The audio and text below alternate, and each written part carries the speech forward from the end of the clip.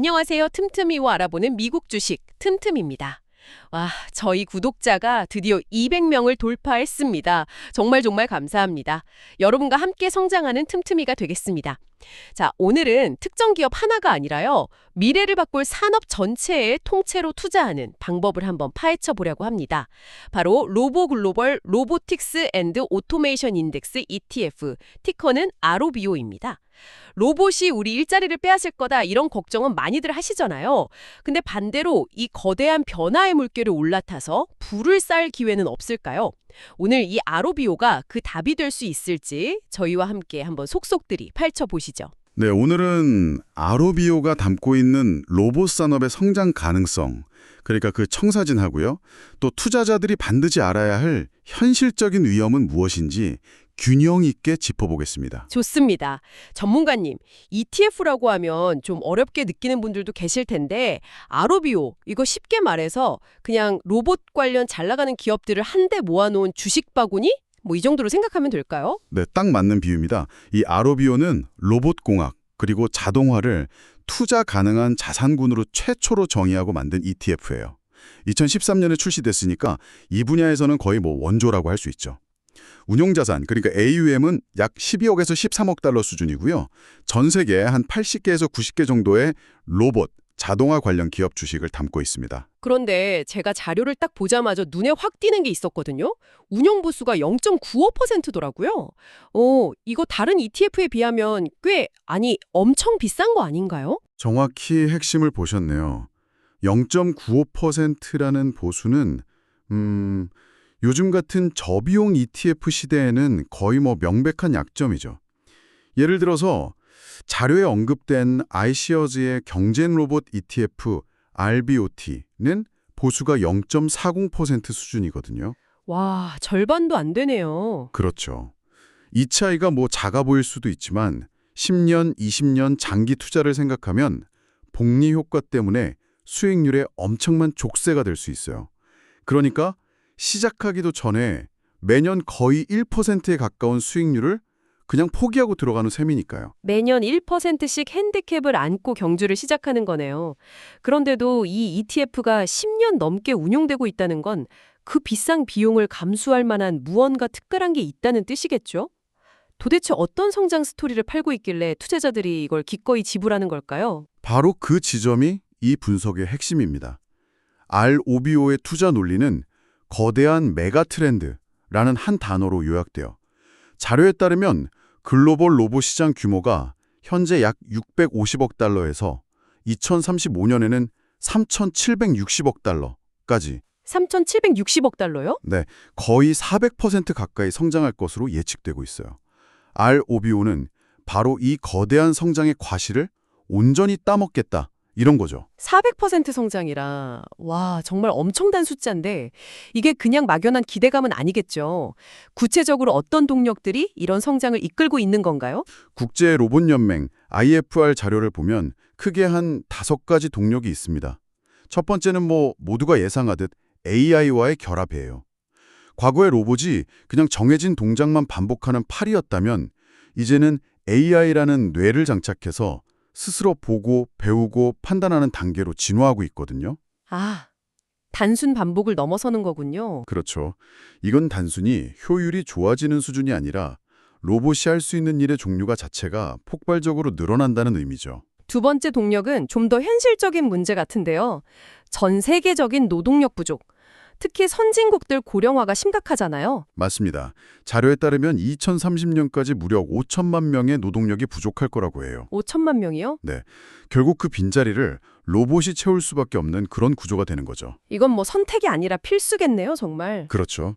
세 번째는 공급망 재편, 그러니까 리쇼어링이에요. 팬데믹 때 특정 국가에 생산이 몰려있으면 얼마나 위험한지 다들 깨달았잖아요. 네. 그래서 많은 기업들이 공장을 자국이나 가까운 동맹국으로 옮기고 있는데 인건비가 비싼 나라에서 경쟁력을 가지려면 결국 아, 자동화, 로봇 도입이 필수적이겠군요. 바로 그겁니다. 그게 그렇게 연결되는 거예요. 팬데믹 때 물건 구하기 힘들었던 기억 다들 있으시잖아요. 그런 사태를 막기 위한 기업들의 노력이 로봇 산업의 성장으로 이어진다는 거죠. 흥미롭네요. 그리고 네 번째는 지속 가능성입니다. 지속 가능성이요? 로봇이랑 그게 무슨 상관이죠? 의외라고 생각할 수 있지만 로봇은 정밀 제어를 통해서 원자재 낭비를 최소화하고 에너지 효율을 높여줘요.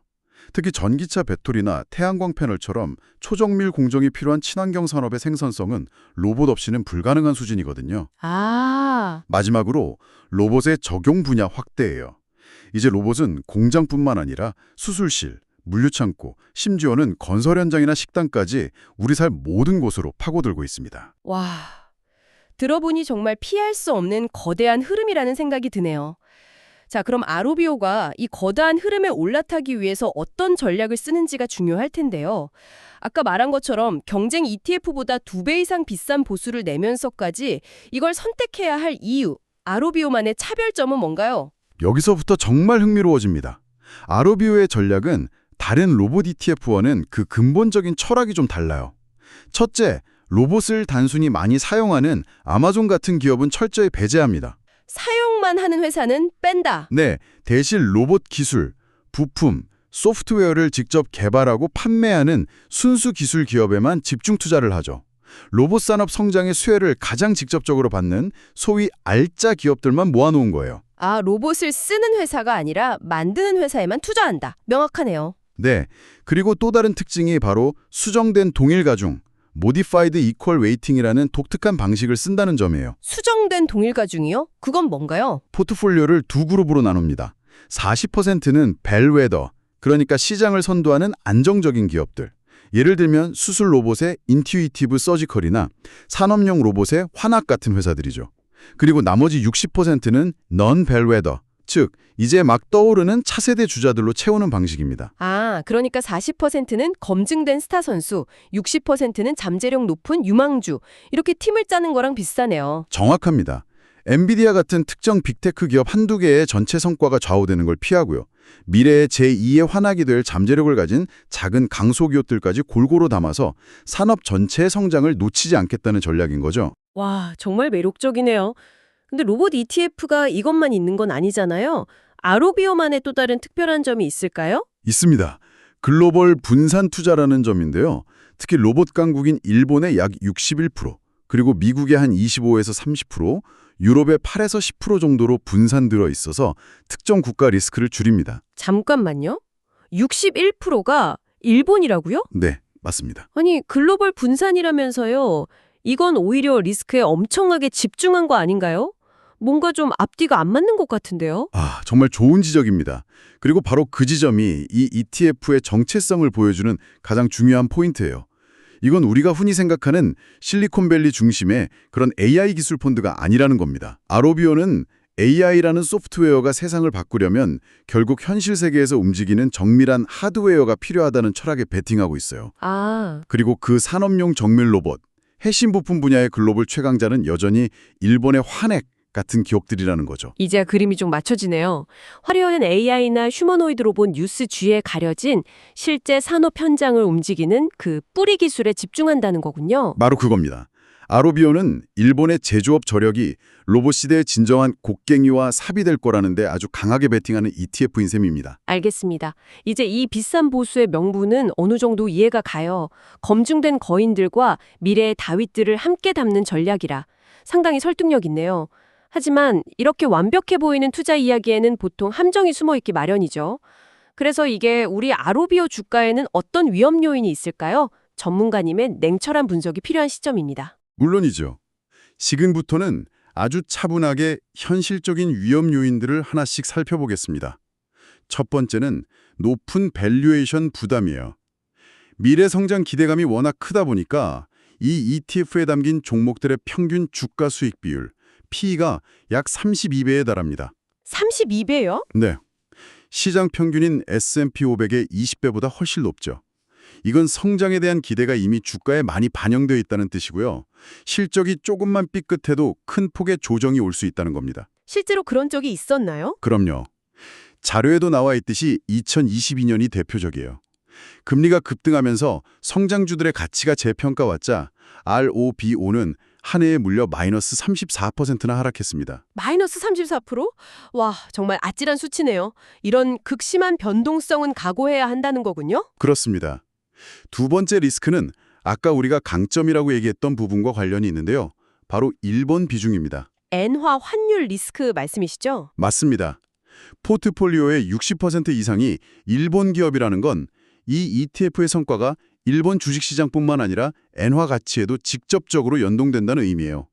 최근처럼 엔화가 강세로 전환될 경우 달러로 환산한 투자 수익률이 감소할 수 있는 거죠. 일본에 집중한 전략이 양날의 검이 되는 겁니다. 세 번째 리스크는 반도체 경기 사이클 의존성이네요. 로봇이 결국은 첨단 반도체의 집약체니까 당연한 이야기일 수도 있겠어요. 그렇죠. 특히 상위 보유 종목인 테라다인, 코에런트 같은 기업들은 반도체 경기에 아주 민감합니다. 지금은 AI 칩 호황으로 분위기가 좋지만 이 사이클이 꺾이면 ETF 성과에 직접적인 타격을 줄 수 있습니다. 네 번째 리스크는 아주 흥미로운데요. 휴머노이드 로봇 상용화 지연 리스크. 요즘 테슬라 봇 때문에 기대감이 엄청나잖아요. 이게 왜 리스크가 되는 거죠? 휴머노이드 로봇은 로봇 산업 전체의 꿈과 같은 존재예요. 이게 성공적으로 상용화되면 시장의 성장 기대치 자체가 한 단계 레벨업 되겠죠. 하지만 반대로 만약 상용화가 예상보다 3년, 5년씩 늦어지거나 실패할 경우 로봇 산업 전체의 성장 기대치가 꺾이면서 펀드에 부정적 영향을 줄 수 있습니다. 아, 산업 전체의 투자 심리가 얼어붙을 수 있다는 거군요. 네. 마지막 리스크는 굳이 말씀 안 드려도 아실 것 같습니다. 우리가 처음 시작했던 이야기로 다시 돌아가는 거겠죠? 맞습니다. 다섯 번째 리스크로 높은 보수를 다시 한번 강조하고 싶어요. 앞서 말한 네 가지 리스크는 시장 상황에 따라 나타날 수도 아닐 수도 있는 불확실한 위험이에요. 하지만 연 0.95%의 보수는 시장이 오르든 내리든 당신의 수익률을 매일같이 확실하게 갉아먹는 확정된 마이너스 요인입니다. 자, 오늘 ROBO ETF를 파헤쳐보니 로봇 시대라는 거대한 파도에 올라탈 수 있는 매력적인 서핑보드 같다는 생각이 듭니다. 다만 파도가 높을수록 위험도 크다는 점을 잊으면 안 되겠네요. 아주 훌륭한 요약입니다. 그래서 결론적으로 ROBO는 단기 시세 차익을 노리는 상품이 아니에요. 로봇과 자동화가 우리 미래의 필수 요소가 될 것이라는 장기적인 믿음에 투자하는 거죠. 그렇다면 어떤 투자자에게 적합할까요? 최소 5년 이상의 장기적인 관점을 가진 성장주 투자자에게 적합하다고 볼 수 있습니다. 반대로 단기 변동성을 견디기 어렵거나 높은 보수에 민감한 가치 투자자라면 좀 신중하게 접근해야 하고요. 성장을 가장 잘 담아낼 최고의 투자처일까요? 아니면 높은 보수와 밸류에이션 리스크를 감수할 만큼의 가치는 없는 걸까요? 댓글로 여러분의 날카로운 생각을 남겨주세요. 오늘도 끝까지 함께해 주셔서 감사합니다. 지금까지 튼틈이었습니다.